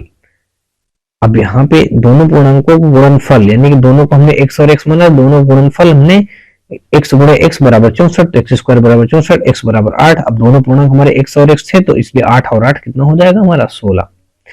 तो यहाँ पे ऑप्शन नंबर हमारा 50 का डी के साथ ये क्वेश्चन राइट हो जाएगा। और आगे देखेंगे 50 के बाद 51 नंबर क्वेश्चन। 51 नंबर क्वेश्चन में हमारा यहाँ पे दिया गया, कहा गया कि वह छोटी से छोटी संख्या ज्ञात करें जिसके द्वारा 1200 को एक पूर्ण वर्ग बनाने के लिए गुणा किया जाना चाहिए। अब दोस्तों जब इस प्रकार क्वेश्चन आ जाए तो सबसे पहले क्या करेंगे, इस 1200 के हम लोग कटिंग करेंगे। कट करेंगे दोस्तों, 2 छंग 12 600 आ गया, फिर 2 3 6 300 आ गया, फिर यहाँ पे 2 1 9 2 5 150 आ गया, फिर यहाँ से 2 से कट करेंगे 2 से 14 2 5 10, 3 से कट करेंगे दोस्तों, यहाँ पे 3 दूनी 6 3 5 15, 3 दूनी 6 और 3 5 15, 5 से कट करेंगे दोस्तों 5 5 25, फिर 5 से कट करेंगे 5 5 5 1 5 हो जाएगा। अच्छा, इतनी सी बात आ गई दोस्तों आपको समझ में। अब यहाँ पे हम क्या करेंगे, अब इसने ये कहा है कि कौन से छोटे छोटा पूर्णांक को गुणा कर दिया जाए कि पूर्ण वर्ग बन जाए। दोस्तों देखिए, ये 2 का पेयर, ये 2 का पेयर, एक ये 2 का पेयर, एक 3 की कमी पड़ रही है, इसलिए वह छोटा छोटा पूर्णांक 3 का गुणा कर दिया जाए तो इनका 3 का भी पेयर बन जाएगा तो और ये पूर्ण वर्ग भी आने लगेगा। यानी कि ऑप्शन नंबर हमारा 51 का कौन सा राइट हो जाएगा, बी के साथ ये क्वेश्चन क्या होगा, बिल्कुल राइट हो जाएगा। अगला देखेंगे दोस्तों 51 के बाद हम लोग 52 नंबर क्वेश्चन, और 52 नंबर क्वेश्चन हमारा ये रहा। ये भी बड़ा आसान क्वेश्चन है। अब दोस्तों यहां से इसको देखिए, मैं डायरेक्टली सॉल्व कर रहा हूं, पूरा हल करके पूरा नहीं लिखूंगा। यहाँ पे अगर देखिए इस अंडर रूट 64 को सॉल्व करेंगे तो यहां से हमारा क्या निकल के आ जाएगा, केवल 8 निकल के आ जाएगा। 73 और 8 जब हम जोड़ेंगे तो कितना हो जाएगा दोस्तों, 73 में 8 जोड़ेंगे तो 73 में पहले 7 जोड़िए 80 हो जाएगा, 81 हो जाएगा। अब ये अंडर रूट 81 बन जाएगा दोस्तों, अंडर रूट कितना बन जाएगा, टोटल 81 बन जाएगा। अब 81 को दोस्तों हम क्या कर लेंगे, इसमें से हमारा 9 निकल के आ जाएगा। कितना निकल के आ जाएगा, 9। अब ये 9 हमारा किस में ऐड हो जाएगा, आकर के ये 27 में ऐड हो जाएगा। 27 9 अगर जोड़ेंगे तो ये कितना बन जाएगा हमारा दोस्तों, 36 बन जाएगा, वो भी अंडर रूट में। अब जब 36 हमारा अंडर रूट बन गया तो यहां से हमारा कितना निकल के आ जाएगा, 6 निकल के आ जाएगा। अब प्लस ये 3 तो भी ऑलरेडी धरा ही है हमारा, ये किस में आ जाएगा, अंडर रूट में। तो अंडर रूट हमारा 9 आ जाएगा, 9 हमारा होता है दोस्तों 3, तो हमारे इस क्वेश्चन का राइट आंसर क्या बन जाएगा, 52 का सी के साथ ये क्वेश्चन क्या हो जाएगा, बिल्कुल राइट हो जाएगा। फिर से एक बार देख लीजिए, ये 64 से हमारा 8 निकल के आ गया, 73 में 8 जोड़ेंगे तो 81 हो जाएगा, ये अंडर रूट लगा है तो 81 से हमारा 9 निकल के आ जाएगा। अब 27 में 9 जोड़ेंगे दोस्तों हमारा 36 हो जाएगा, अंडर रूट लगा है, 36 से हमारा निकल के आ जाएगा 6। अब 6 हमारे 3 में जुड़ जाएगा तो 9 हो जाएगा, अंडर रूट लगा है तो अब 9 से हमारा केवल बन जाएगा 3। तो यानी कि ऑप्शन नंबर हमारा 52 का सी के साथ ये क्वेश्चन क्या हुआ, बिल्कुल राइट। आगे देखेंगे 52 के बाद दोस्तों 53 नंबर क्वेश्चन, और 53 नंबर क्वेश्चन में दिया है, कहा गया है कि x बटे y बराबर 4 बटे 5 और 7x प्लस का 6y बराबर 29, तो y का मान ज्ञात करें। यहां से हमको दोस्तों क्या करना है, y का वैल्यू फाइंड आउट करना है। अब y का वैल्यू फाइंड आउट करने के लिए दोस्तों हम लोग क्या करेंगे, सबसे पहले जो इसको अगर हम हल करें तो यहां से आ जाएगा हमारा 5x माइनस का 4y, देन हमारा दोस्तों 0 हो जाएगा। समीकरण 1 बन गया। दूसरा समीकरण हमारा दिया है 7x प्लस का यहाँ पे 6y, देन हमारा दोस्तों 29, ये समीकरण हमारा 2 है। अब दोस्तों क्या करेंगे, अब ये तो इतनी सी बात हो गई। अब हम ऐसा करेंगे, इसमें हमको y का मान निकालना है, इसलिए दोस्तों हम x वाले पद को बराबर कर लेंगे। यहाँ पे हम पूरे में 7 का मल्टीप्लाई करेंगे, यहाँ पे हम 5 का मल्टीप्लाई करेंगे। 7 का मल्टीप्लाई करेंगे तो 7 पना 35x हो जाएगा, यहाँ पे हमारा 7 पना 35x हो जाएगा, माइनस का 7 चौक 28y हो जाएगा, माइनस का 700 हो जाएगा। 5 का मल्टीप्लाई करेंगे तो 5 सते 35x हो जाएगा, अब प्लस का 6 पंचे 30y हो जाएगा। अब 29 पंचे कितना आएगा दोस्तों हमारा, 5 नवा 45 की 5 हासिल लग गया दोस्तों हमारा 4, और 5 दूना 10, यहाँ पे 4 जोड़ेंगे तो 14 हो जाएगा। दोस्तों अब हम क्या करेंगे, ये हमारा माइनस हो जाएगा, ये भी माइनस हो जाएगा, और ये भी माइनस हो जाएगा, ये हमारा कैंसिल आउट हो जाएगा। और 28 और 30 जोड़ेंगे दोस्तों तो ये माइनस का हमारा कितना हो जाएगा, 30 20 50 8 58 y आ जाएगा, देन बराबर दोस्तों हमारा माइनस का 145 हो जाएगा। अब आगे अगर हम दोस्तों इसका y का वैल्यू यहाँ से फाइंड आउट करें तो ये माइनस पहले हम कट कर देते हैं, और y का वैल्यू निकालेंगे तो 145 अपान का हो जाएगा हमारा 58 हो जाएगा। अब 58 आएगा तो यहाँ से अगर हम दोस्तों इसको कट करें तो ये हो जाएगा हमारा 25 29। अगर हम इसको 29 से कट करें तो ये 29 दूना हमारा 58, 29 पंचे हमारा होता है 145। कितना दोस्तों, 29 पंचे। तो यहाँ पे हमारा कुल मिला के y की वैल्यू कितनी आ गई, 5/2। ये दोस्तों बन गया हमारा 5/2। अगर 2 से 5 को हम कट करेंगे तो y का वैल्यू आ जाएगा 2.5 आ जाएगा, यानी कि ऑप्शन नंबर हमारा 2.5 फिगर में दिया गया है ए पे। तो 53 का ए के साथ ये क्वेश्चन बिल्कुल क्या हो जाएगा, राइट हो जाएगा। आगे देखेंगे 53 के बाद दोस्तों हम लोग 54 नंबर, और 54 नंबर हमारा क्वेश्चन यहाँ पे दिया गया है। कहा गया है कि दो संख्याओं का मासा और लासा क्रमशः 2 और 60 है। यदि उन संख्याओं में से एक दूसरे की तुलना में 14 अधिक है तो छोटी संख्या ज्ञात करें। अब यहाँ पे कहा है छोटी संख्या ज्ञात करें, और कहा है कि वो एक दूसरे की तुलना में 14 अधिक है तो छोटी संख्या ज्ञात करें।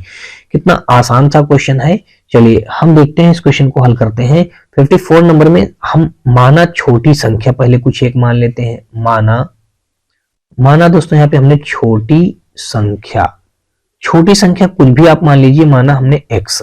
अब बड़ी संख्या यहां से क्या हो जाएगी, अब कहा ना बड़ी संख्या हमारी बन जाएगी, अब उसमें तुलना में कितना हो रहा, 14 अधिक है, तो बड़ी संख्या x प्लस हमारा 40 हो जाएगा, यानी कि 14। ठीक है। अब क्वेश्चन में ये कहा है कि अब हम फार्मूला जानते हैं, सब कुछ जानते हैं। कहा दो संख्याओं का मासा और लासा क्रमशः 2 और 60 है। मासा कितना बताया गया, 2, और लासा बताया गया 60, और हमको दोनों संख्याएं पता हो गई। तो हम फार्मूला जानते हैं, फार्मूला होता है ये लासा गुणे मासा बराबर प्रथम संख्या इंटू द्वितीय संख्या। ठीक है। अब मासा यहां पे दिया गया दोस्तों 2, लासा कितना दिया गया 60। ठीक है, वो रख दिया। और उसके बाद अगर देखें प्रथम संख्या हमारी x है और द्वितीय संख्या हमारी x प्लस का 14 है। अब दोस्तों 6 दूना 12 यानी कि 120 हो जाएगा। ये हो जाएगा एक्स स्क्वायर प्लस का हमारा हो जाएगा 14x हो जाएगा। ठीक है। अब आगे बढ़ेंगे, यहां से अगर देखा जाए दोस्तों तो ये एक्स स्क्वायर हमारा वैसे ही रहेगा, और प्लस का हमारा ये 14x रहेगा, और ये 120 इधर आएगा तो माइनस का 120 हो जाएगा, देन हमारा 0 हो जाएगा। अब क्या करेंगे दोस्तों, अब मल्टीप्लाई किया जाए दोस्तों 120 आ जाए, और घटा दिया जाए तो हमारा कितना आ जाए, 14 बन जाए। तो 20 छक्का 120, अब 20 में 6 घटाएंगे दोस्तों 14 आ जाएगा। तो अब एक्स स्क्वायर यहां पे आ जाएगा, प्लस का हमारा 20x माइनस का 6x माइनस का 120 बराबर 0 हो जाएगा। ये दो का पेयर बनाएंगे दोस्तों। पहले पेयर से हम क्या करेंगे, x को कॉमन कर लेंगे।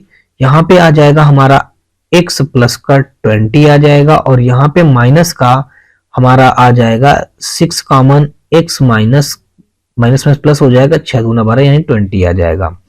बराबर दोस्तों हमारा 0। तो एक वैल्यू हमारा आ जाएगा x माइनस 6, दूसरा आ जाएगा x प्लस 20, देन बराबर हमारा 0। x बराबर हमारा ये 6 आ जाएगा एक वैल्यू, और दूसरा आ जाएगा x बराबर माइनस 20। जो माइनस में होता है दोस्तों इसको हम नेग्लेक्ट कर देते हैं, यानी कि x बराबर 6 हमारा इस क्वेश्चन का क्या बन जाएगा, बिल्कुल राइट आंसर। यानी कि ऑप्शन नंबर देखा जाए तो हमारा अच्छा अभी 6 कैसे होगा, अब यहाँ पे पूछा क्या गया है, छोटी संख्या ज्ञात कीजिए। अब छोटी संख्या हमने संख्या मानी थी, देख लीजिए ये छोटी संख्या यहाँ पे हमारी x की वैल्यू जो माइनस में आता है उसको नेग्लेक्ट कर देते हैं।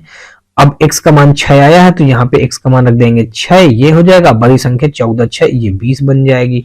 छोटी पूछा इसलिए हम छोटी बताएंगे 6, यानी कि ऑप्शन नंबर हमारा 54 का सी के साथ क्वेश्चन राइट हो जाएगा। अगर कह देता बड़ी संख्या तो बड़ी संख्या हमारे 20 हो जाती। तो होप सो दोस्तों आपके क्वेश्चन समझ में आ चुका होगा। चलिए आगे देखेंगे। 54 के बाद दोस्तों हमारा 55 नंबर, और 55 नंबर क्वेश्चन में हमारा दिया गया है 4:9 के अनुपात में ए और बी के बीच 39 कैंडियां वितरित की जाती हैं। बी को ए से कितनी अधिक कैंडी मिलती हैं। ए बी के बीच 39 कैंडियों को वितरित किया जाता है, किस अनुपात में, 4:9 के अनुपात में।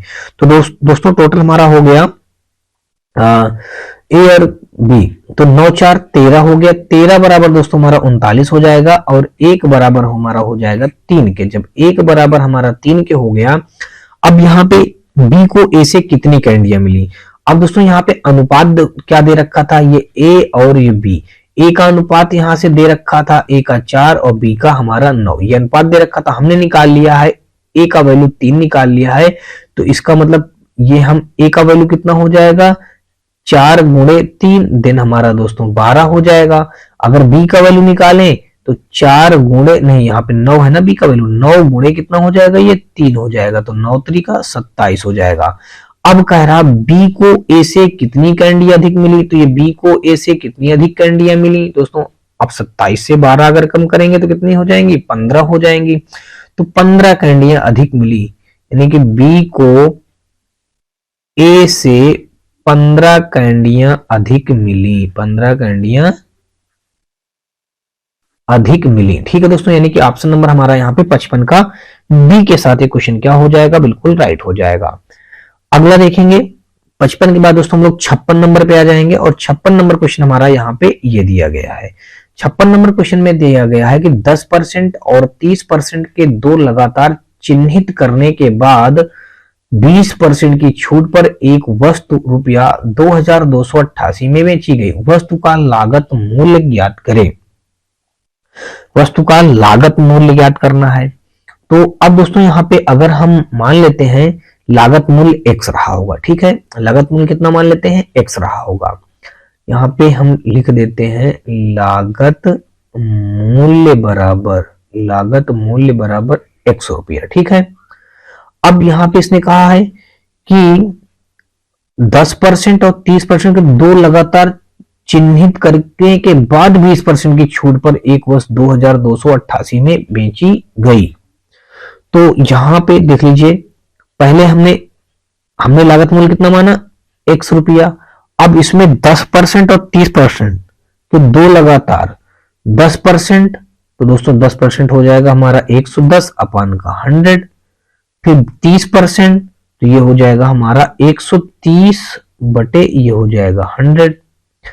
अब इसमें कहा गया है 10% 30% दो लगातार चिन्हित करने के बाद, मतलब 10% लाभ लिया, फिर 30% लाभ लिया लगातार, उसके बाद 20% का उसने क्या करा, छूट दे रहा। जब छूट देगा दोस्तों तो ये हो जाएगा 80% अपान का 100 हो जाएगा, ठीक है। अब किसके बराबर हो जाएगा, 2288 के बराबर हो जाएगा। अब अगर इसको हल किया जाए तो ये जीरो ये जीरो ये जीरो ये जीरो कट गया, इस जीरो से ये एक जीरो खत्म हो गया।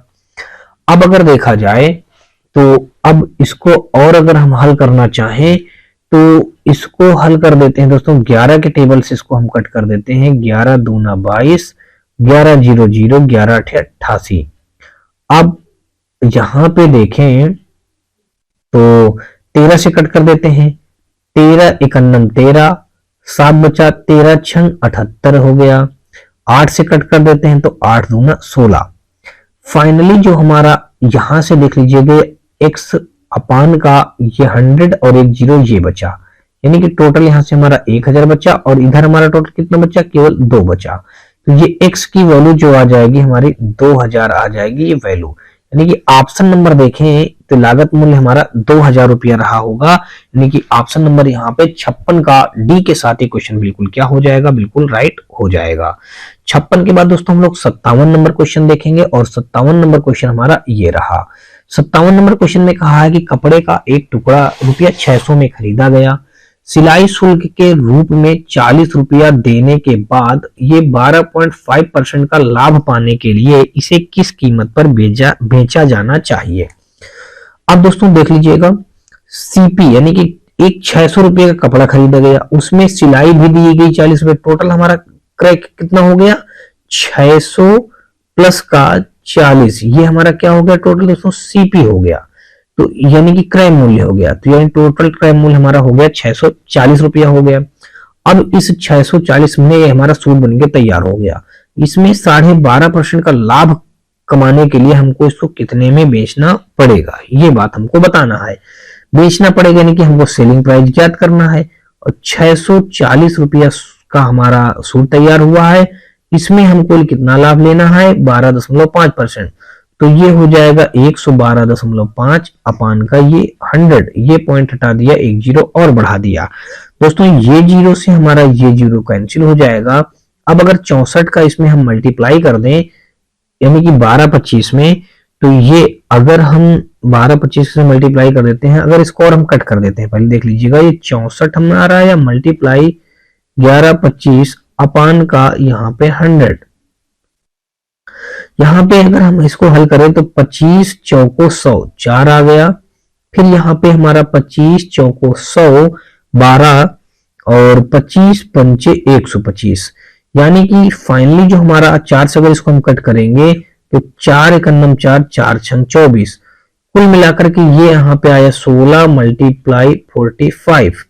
अब ये हमारा क्या आ गया दोस्तों एसपी आ गया, यानी कि एसपी की वैल्यू यानी कि हम कितने में बेचे, और 16 और 45 जब मल्टीप्लाई करेंगे दोस्तों, तो मैंने बताया था जब एक संख्या सम संख्या आ जाए, दूसरी 5 से डिविजिबल संख्या आ जाए, तो ऐसी संख्याओं का गुणा करना बिल्कुल ही सिंपल होता है। कैसे जान लीजिएगा, जो सम संख्या होती है उसका हम आधा लिख लेते हैं 8, और जो ये 5 से डिविजिबल संख्या होती है उसमें हम 5 का भाग करेंगे तो कितना आ जाएगा 5 9 45 9 आ जाएगा। अब 8 और 9 का मल्टीप्लाई कर दीजिए, 8 9 72, अब बाद में एक जीरो आप अपनी तरफ से बढ़ा दीजिएगा, बस यही इसका क्या हो जाएगा मल्टीप्लिकेशन हो जाएगा। ठीक है, तो दोस्तों कुल मिलाकर के ये एक तरीका था इस प्रकार से गुणा करने का। तो मैंने यानी सम संख्या का आधा लिख लीजिए, 5 से डिविजिबल वाली संख्या का 5 से डिविजिबल करके जितनी बार में जाए वो लिख दीजिए, इनको गुणा करके एक जीरो बढ़ा दीजिए, यानी कि सेलिंग प्राइस हमारा कितना आ गया 720, यानी कि ऑप्शन नंबर देखें तो 57 का डी के साथ ये क्वेश्चन क्या हुआ, बिल्कुल हमारा राइट हुआ। तो यहाँ पे हमारा 58 नंबर क्वेश्चन दिया गया है, कहा गया कि प्रश्न में एक कथन और उसके बाद 2 तर्क 1 और 2 दिए गए हैं, आपको इस कथन को सत्य मानना होगा भले ही यह आमतौर पर ज्ञात तथ्यों से अलग प्रतीत हो। आपको यह तय करना है कि दिए गए तर्कों में से कौन सा तर्क यदि कोई है तो दिए गए कथनों का अनुसरण करता है। कहा गया है कथन में क्या सरकारी स्कूलों में दिए जाने वाला मध्याह्न भोजन बंद कर दिया जाना चाहिए। तर्क फर्स्ट हमारा कह रहा है नहीं, यह वंचित बच्चों को कम से कम एक समय का भोजन प्रदान करता है। अब दूसरा तर्क कहा गया हाँ, यह स्कूल में जाने के लिए गलत प्रोत्साहन करता है। स्कूल में जाने के लिए गलत प्रोत्साहन करता, ऐसा हमारा कथन में कहीं भी नहीं मेंशन है कि स्कूल जाने में हमको ये गलत लगता है, गलत प्रोत्साहन देता है या गलत हमको प्रेरणा देता है, ऐसा हमारा कथन में कहीं भी मौजूद नहीं है। तो ये दूसरा तर्क जो है हमारा पूर्णतया गलत हो जाएगा। अब एक बार फिर से कथन और फर्स्ट तर्क पढ़ते हैं। कहा गया क्या सरकारी स्कूलों में दिए जाने वाला मध्याह्न भोजन बंद कर दिया जाना चाहिए। इसने कहा नहीं, यह वंचित बच्चों को कम से कम एक समय का भोजन प्रदान करता है। तो दोस्तों ये बात हमारा कहीं ना कहीं जो तर्क फर्स्ट है तो कथन को बिल्कुल फॉलो कर रही है, यानी कि ऑप्शन नंबर हमारा देखा जाए 58 का तर्क फर्स्ट मजबूत है, केवल तर्क फर्स्ट मजबूत है, यानी कि ऐसा ऑप्शन हमारा ए पे दिया गया है। इसलिए दोस्तों हमारा 58 का ए के साथ क्वेश्चन क्या हो जाएगा बिल्कुल राइट बन जाएगा। आगे देखेंगे 58 के बाद दोस्तों हम लोग 59 नंबर क्वेश्चन, और 59 नंबर क्वेश्चन में दिया गया है कि प्रश्न में 2 कथन और उसके बाद 3 निष्कर्ष फर्स्ट, सेकंड और थर्ड दिए गए हैं।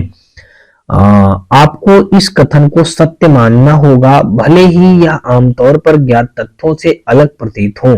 आपको यह तय करना है कि दिए गए निष्कर्षों में से कौन सा निष्कर्ष, यदि कोई है, दिए गए कथनों का अनुसरण करता है।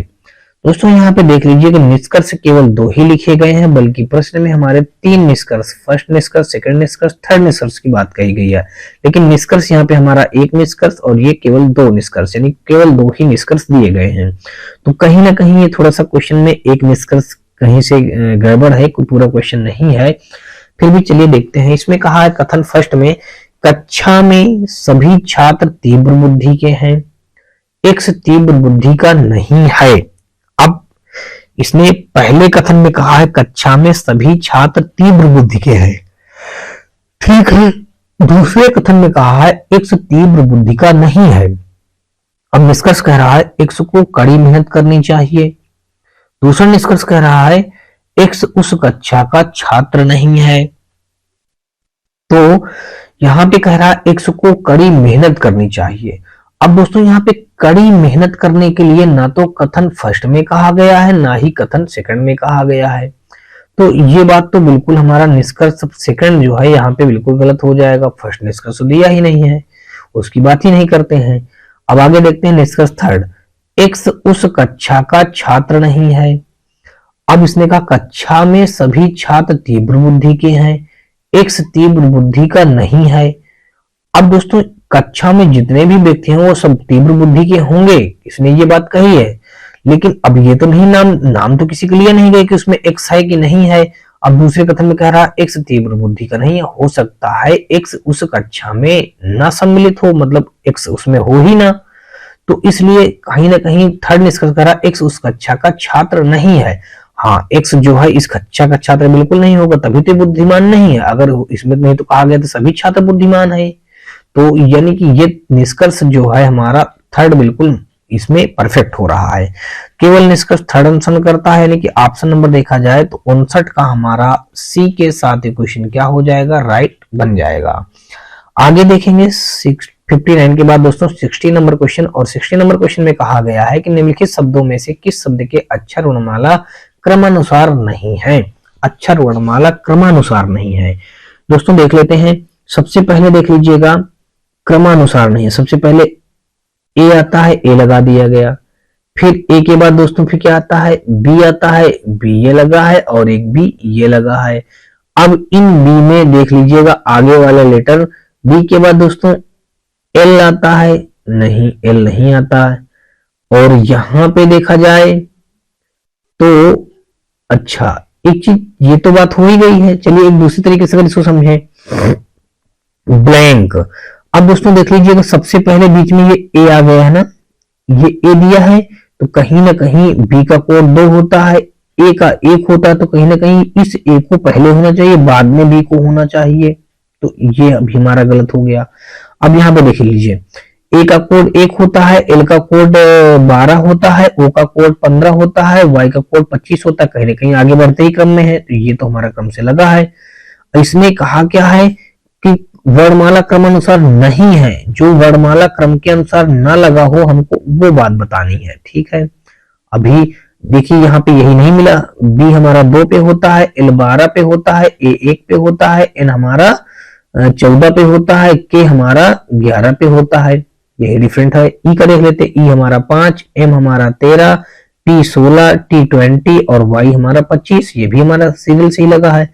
बी 2, ई 5, जी 7, आई 9, एन 14। ये भी हमारा आगे बढ़ते क्रम में लगा है, यानी कि यही हमारा क्रम से नहीं लगा है। कौन सा 60 का हमारा दोस्तों ए इस क्वेश्चन का क्या हो जाएगा, बिल्कुल राइट आंसर बन जाएगा। आगे देखेंगे 60 के बाद दोस्तों 61 नंबर, और 61 नंबर क्वेश्चन में दिया गया है निम्नलिखित शब्दों में से कौन सा शब्द Y D C I N A R A Y D सिमुलेटरी अक्षरों से बनाया जा सकता है।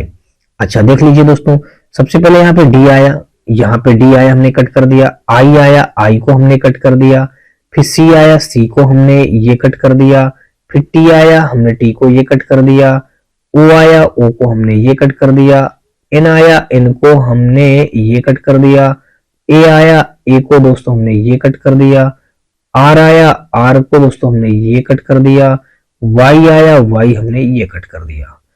दोस्तों कहीं ना कहीं ये लेटर हमारी डिक्शनरी जो है इसमें सारा मैच हो रहा है। अब दूसरा देख लेते हैं, क्या दूसरा भी मैच हो रहा है कि नहीं हो रहा, हम ये देख लेते हैं। ठीक है, दूसरा देखते हैं। दूसरा जो हमारा है ये पूरा मैच हो रहा है तो ये बिल्कुल राइट होगा। आगे देख लेते हैं मिलता है कि नहीं मिलता। डी हमने मिला, डी कट कर दिया, आई मिला, आई को कट कर दिया, आर मिला, आर को कट कर दिया, ई मिला। अब दोस्तों यहाँ पे देख लीजिए ई ही नहीं है तो ये तो गलत हो गया। आगे डी आई आर ई, देखिए यहाँ भी ई है तो ये भी गलत हो जाएगा, यहाँ भी ई है, यहाँ भी ये भी गलत हो जाएगा। तो कुल मिला के ऑप्शन नंबर हमारा 61 का कौन सा राइट हो जाएगा, 61 का ए के साथ ये क्वेश्चन क्या हो जाएगा, बिल्कुल राइट हो जाएगा। 61 के बाद दोस्तों हमारा 62 नंबर क्वेश्चन, और 62 नंबर क्वेश्चन है कि उस विकल्प का चयन करें जो तीसरे शब्द से उसी प्रकार से संबंधित है जिस प्रकार से पहला शब्द दूसरे शब्द से संबंधित है। अब दोस्तों कहा मुर्गा, जिस प्रकार से मुर्गा का आगे लिखा है मुर्गी, तो बीजास्व का हो जाएगा हमारा घोड़ा, घोड़ी, घोड़े का बच्चा हिरणी। बीजास्व जो शब्द लिखा है यहाँ पे दोस्तों कहीं ना कहीं बीजास्व यानी कि ये होना चाहिए इस जगह पे घोड़ा, या बीजास्व माने भी घोड़ा होता होगा, इसका हो जाएगा अपोजिट घोड़ी। यानी कि ऑप्शन नंबर हमारा क्या हो जाएगा, बीजास्व की जगह दोस्तों घोड़ा होना चाहिए, यानी कि इसलिए हमारा ये बी ऑप्शन क्या हो जाएगा, घोड़ी, या बीजास्व माने दोस्तों घोड़ा होता होगा। इसका बीजास्व माने घोड़ा, या फिर इस जगह पे घोड़ा होगा तभी इसका राइट आंसर घोड़ी बनेगा। यही हमारा बिल्कुल सही हो रहा है, और ये तो कोई नहीं फिट हो रहे हैं। जिस प्रकार मुर्गा हमारा मुर्गी का संबंध होता है उस प्रकार घोड़ा घोड़ी का हो जाएगा। यानी कि ऑप्शन नंबर हमारा देखें तो 62 का हमारा बी के साथ ये क्वेश्चन क्या हो जाएगा, राइट हो जाएगा। आगे देखेंगे 62 के बाद दोस्तों 63 नंबर क्वेश्चन। 63 नंबर क्वेश्चन में कहा है कि निम्नलिखित विकल्पों में से प्रत्येक में शब्दों के जोड़े हैं, प्रश्न के दिए गए जोड़े से मेल खाता हुआ जोड़ा चुने। जिस प्रकार लेखक जो है पुस्तक लिखता है उसी प्रकार से कौन व्यक्ति क्या करता है।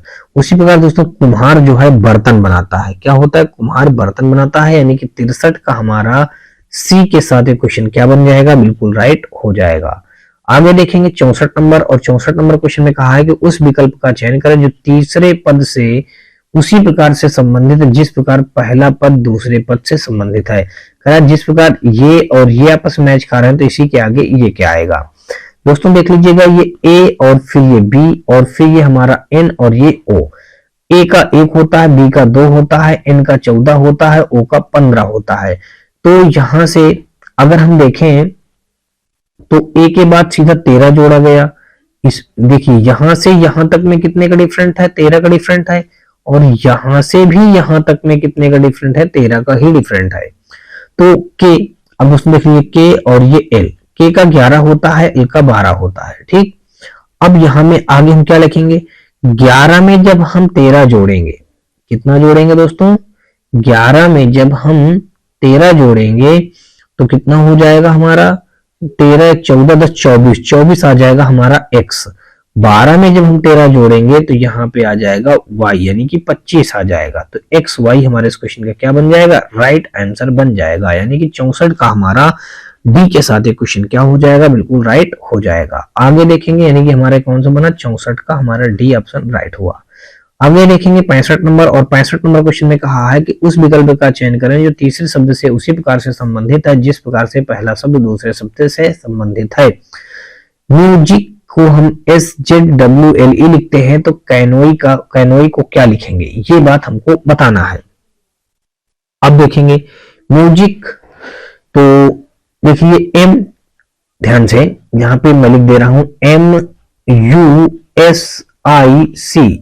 अब यहाँ पे देख लीजिएगा इसमें क्या किया गया है, SZW और L और यहाँ पे E। M का होता है 13, S का होता है 19, U का होता है 21, और Z का होता है 26, और S का होता है 19, और W का होता है 23, I का होता है 9, और L का होता है 12, C का होता है 3, ई का होता है 5। अब यहां से डिफरेंट करिएगा, 13 में कितना जोड़ा गया, 6 जोड़ा गया, 13 6 19। 21 में 5 जोड़ा गया, 5 जोड़ा गया तो 21 5 26। 19 में 4 जोड़ा गया, 19 4 23। 9 में 3 जोड़ा गया, 12। 3 में 2 जोड़ा गया। यानी कि सबसे पहले इन दोनों को देखिए कितना डिफरेंट है, 13 6, यहाँ पे 6 का डिफरेंट निकल आया, प्लस 6 ऐड हुआ है। फिर इनके बीच में देखिए 21 5, यानी पे प्लस का 5 हुआ है। फिर यहां से यहां तक में देखिए दोस्तों कितना हुआ, 19। 19 में हम कितना जोड़ दें, 19 4 23 प्लस का 4 हुआ है। फिर यहां से यहां दोस्तों देख लीजिएगा, ये जो 9 है, 9 से हमारा ये 9 3 12 प्लस का 3 हुआ है। ऐसे ही दोस्तों 3 से 2 हमारा 5 हुआ है। तो अब सेम यही कंडीशन दोस्तों यहां भी आप करते जाइएगा। सबसे पहले सी है, ठीक है, सी हमारा 3 होता है। 3 में आप कितना जोड़ेंगे, सबसे पहले दोस्तों 6 जोड़ेंगे, तो 6 3 9, 9 हमारा आ जाएगा दोस्तों, आई आ जाएगा। ए अगला हमारा 6 के बाद दोस्तों 5 जोड़ेंगे, तो 5 1 6 हो जाएगा, 6 हमारा होता है एफ, तो हमारा एफ आ जाएगा। फिर एन है, एन में दोस्तों आगे 4 जोड़ा जाएगा, तो एन का 14 होता है, 14 में 4 जोड़ देंगे, 18, 18 हमारा आर का होता है। फिर दोस्तों ओ में हम 3 जोड़ेंगे, तो 15 3 18, फिर हमारा आर आ जाएगा। फिर दोस्तों हमारा ई का 5, 5 में 2 जोड़ेंगे, 7 7 हमारा जी का होता है। ऐसा option I F R R G C पे मौजूद है दोस्तों, इसलिए 65 का हमारा सी के साथ ये क्वेश्चन क्या हो जाएगा, बिल्कुल राइट हो जाएगा। आगे देखेंगे दोस्तों 65 के बाद दोस्तों हम लोग 66 नंबर क्वेश्चन देखेंगे। 66 नंबर क्वेश्चन में दिया गया है कि निम्नलिखित श्रृंखला को पूरा करने के लिए लुप्त संख्याओं को ज्ञात करें। लुप्त संख्याओं को हमको ज्ञात करना है यहाँ पे। अब देखिए यहाँ पे लुप्त संख्याएं हमको यहाँ पे फिल करना है।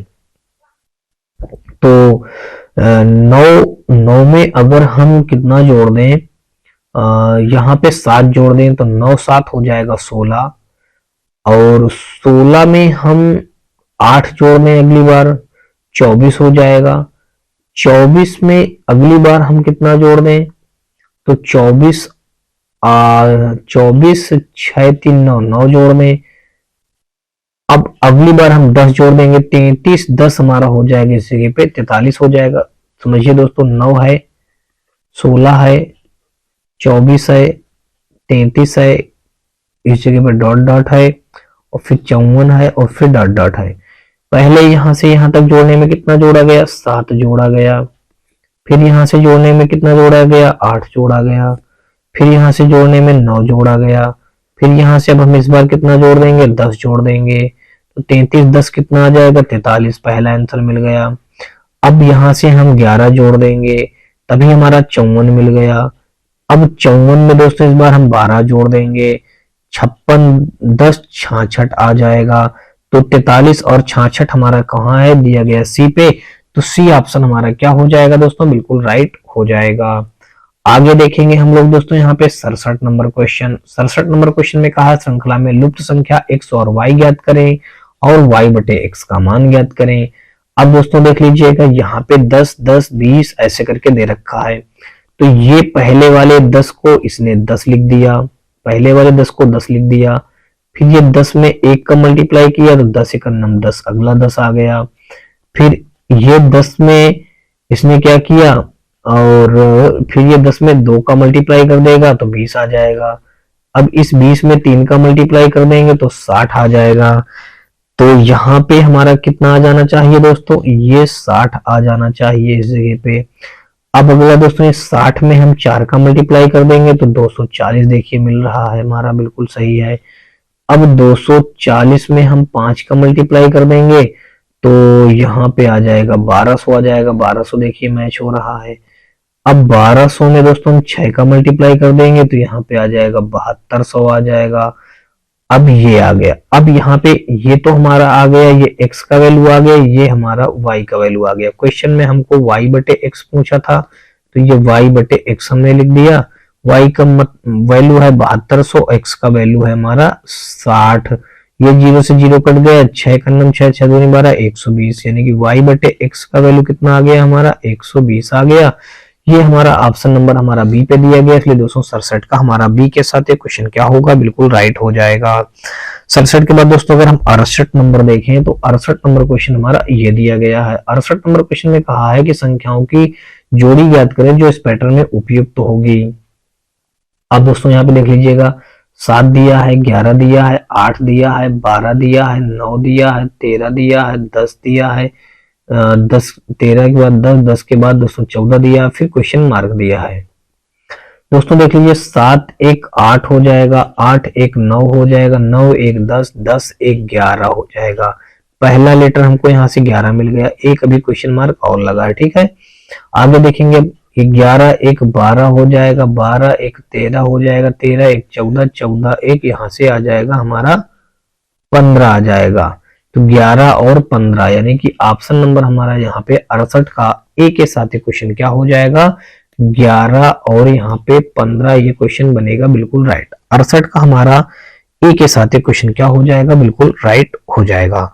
68 के बाद दोस्तों हम लोग देखेंगे 69 नंबर, और 69 नंबर क्वेश्चन में यहाँ पे दिया गया है कि निम्नलिखित श्रृंखला को पूरा करने के लिए लुप्त संख्याओं को ज्ञात करें। अब दोस्तों श्रृंखला को पूरा करने के लिए हमको लुप्त संख्याएं ज्ञात करनी है, ठीक है। अब दोस्तों लुप्त संख्याएं ज्ञात करने के लिए हम क्या करेंगे, यहाँ पे ये जो दिया गया CFILO, CFILO, तो ऐसा करते हैं, यहाँ पे हम C का होता है दोस्तों, देख लीजिएगा, C का 3, F का 6, I का 9, फिर L का 12, O का 15, यानी कि 3 3 का डिफरेंट है, 3 3 और फिर यहाँ पे 3, फिर यहाँ पे 3, +3, फिर +3 और यहाँ भी +3 और यहाँ भी +3। अब ऐसे ही हम इनमें देखेंगे किसमें हमारा +3 हो रहा है। ए ऑप्शन देखते हैं, ए ऑप्शन में दिया है L का 12, O का 15, S का 19 और यहीं से गड़बड़ हो गया, U का 21, X का हमारा 24। यहाँ पे 12 3 15, 15 4 19, इस जगह पे गड़बड़ हो गया, ठीक है दोस्तों। यहाँ पे देखिए +3 यहाँ भी है और यहाँ भी हमारा +3 है और यहाँ भी हमारा +3 है, लेकिन इस जगह पे कितना है, 4 है। तो ऑप्शन ए तो हमारा रॉन्ग हो गया। बी ऑप्शन देखते हैं। अब दोस्तों L का 12, O का 15, S का 19, ये इसमें भी S ही दिया है तो ये भी ऑप्शन ही राइट गलत हो जाएगा। अब यहां से B भी गलत हो गया, A भी गलत हो गया, C देख लीजिए, L का 12, O का 15, R का 18, 18 के बाद हमारा हो जाएगा V का 22, 18 4 22, इस जगह पे 22 मिल गया, और V का 25, तो ये गलत हो गया दोस्तों। यहाँ पे हमारा 4 का डिफरेंट हो गया, बचा क्या दोस्तों हमारा डी ऑप्शन। देखिए L का 12, O का 15 और R का 18, U का 21। तो दोस्तों यहाँ पे देखेंगे सभी में 3 3 का हमारा डिफरेंट आ रहा है, तो यही हमारा डी ऑप्शन क्या हो जाएगा इस क्वेश्चन का राइट आंसर। और देखेंगे हम लोग अगला क्वेश्चन 69 के बाद दोस्तों 70 नंबर क्वेश्चन। 79 नंबर क्वेश्चन में दिया गया इस श्रृंखला में लुप्त अक्षर की पहचान करें। लुप्त अक्षर हमको बताना है, जैसे यहाँ पे हमको दिया गया है A, फिर A और फिर B, फिर ये F और आगे हमारा क्वेश्चन मार्क। तो यहाँ पे लुप्त अक्षर हमको अगर बताना है तो A का कोड जानते हैं, एक इसका भी, एक इसका 2, इसका 6 और आगे हमको बताना है। अगर दोस्तों हम ये 1 में 1 का मल्टीप्लाई करें तो 1 मिल जाएगा, फिर 1 में 2 का मल्टीप्लाई करें तो 2 मिल जाएगा, और फिर उसके बाद 2 में हम 3 का मल्टीप्लाई करें तो 6 मिल जाएगा। पहला वाला 1 तो आप वैसे ही रख दीजिएगा, ठीक है। और फिर अब 6 में इस बार 4 का मल्टीप्लाई कर देंगे तो 24 मिल जाएगा। 24 हमारा होता है दोस्तों किसका, x का, तो यहाँ पे x हमारा भर दिया जाएगा, यानी कि बी ऑप्शन इस क्वेश्चन का क्या हो जाएगा, बिल्कुल राइट आंसर हो जाएगा। तो दोस्तों होप सो आपको अभी तक मेरे द्वारा बताए गए सारे क्वेश्चन बहुत ही अच्छी तरीके से समझ में आए होंगे, और दोस्तों आशा करता हूं आपको ये वीडियो सीरीज हमारी पसंद आई होगी। अगर दोस्तों आपको ये वीडियो सीरीज हमारी पसंद आ रही है तो आप हमारी वीडियो को लाइक करिएगा, अपने दोस्तों में ज्यादा से ज्यादा शेयर करिएगा, और दोस्तों यदि आप चैनल पे पहली बार आए हैं तो चैनल को सब्सक्राइब कर बेल घंटी जरूर दबा लीजिएगा। तो चलिए दोस्तों नेक्स्ट वीडियो मिलते हैं, तब तक के लिए जय हिंद।